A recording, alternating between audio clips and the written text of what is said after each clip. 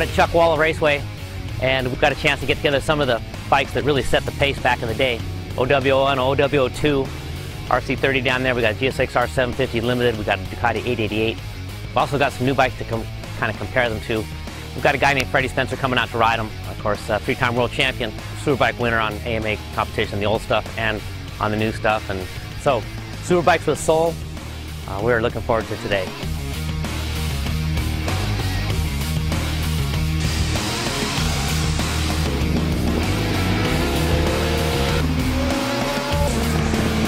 To me, riding these two back to back, this brought in 10 years of complete contrast. Absolutely, and what you can see is really the input of racing and the development of the bikes between the 1990 bike and the 2000, and just the forgiveness, the stability, the direction change, agility, power. Got the 90 OW01, very stable. It goes over bumps really nicely.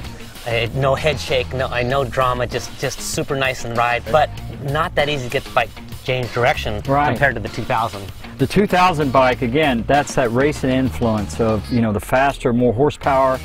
They were getting, you could just feel that in the power delivery. Freddie, this has some history with you. This was the year Thomas Stephen won the championship on the OW01, and it came down to the last race in Miami. And what happened? What happened in Miami? I guess I should apologize to Scott, right? Yeah, Scott Russell. Yeah, exactly. Yeah. I hadn't won a race in a long time, and that weekend everything just felt really good. It was the last race of the year, as you said, in Miami, and the championship was coming down between Scott and Thomas. So I kept getting up front. I won the race, you know, but it did interfere a little bit with the championship. So I'm sorry about that. No problem. I guess we can say Freddie helped the OW win the National AMA Championship.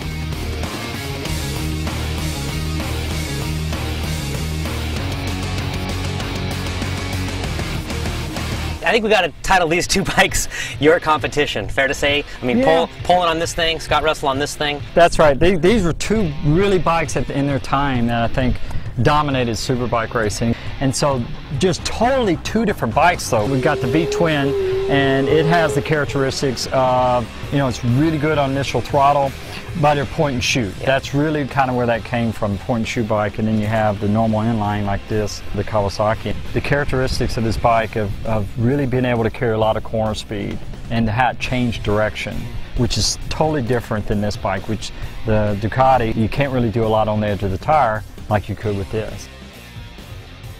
This is an unlikely pair for Superbikes with Soul. You might wonder what the connection is. We've got a 1990 RC30 V4 with a Aprilia RSV4 factory V4, and you know, 33 years separates them, 23 years. Surprisingly close, huh, Freddie? Exactly, Nick, and the reason why is the V4, the engine characteristics of a V4. What felt familiar on this Aprilia right away was that, and even with the modern fuel injection electronics, which definitely helped manage the power, it still had that same linear feel and that real connection between your throttle hand and the rear tire. And so that to me was the kind of the soul, the connection of it. I think we're both surprised how much we still enjoyed this RC30 around Chuckwalla. Oh, absolutely, Nick. And one thing about this bike is you always felt you were on top of what it was going to do. And it's small, it's very nimble. This bike had that kind of a feel of a two-stroke Grand Prix bike and a four-stroke drivability. This is a great pairing. 28 years separate these two bikes. Look at the difference. I mean, right, Freddie? I mean, I'm sitting on a couch, right, behind a great big bubble. Bars are way up high.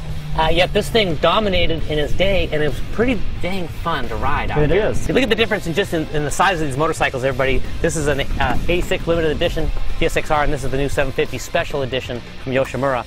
And the special edition from Yoshimura is flawless. Fair to say, Freddie? Did you find one problem with it? Not really. The balance and just its agility and the power delivery, like a lot of bikes today, it's amazing.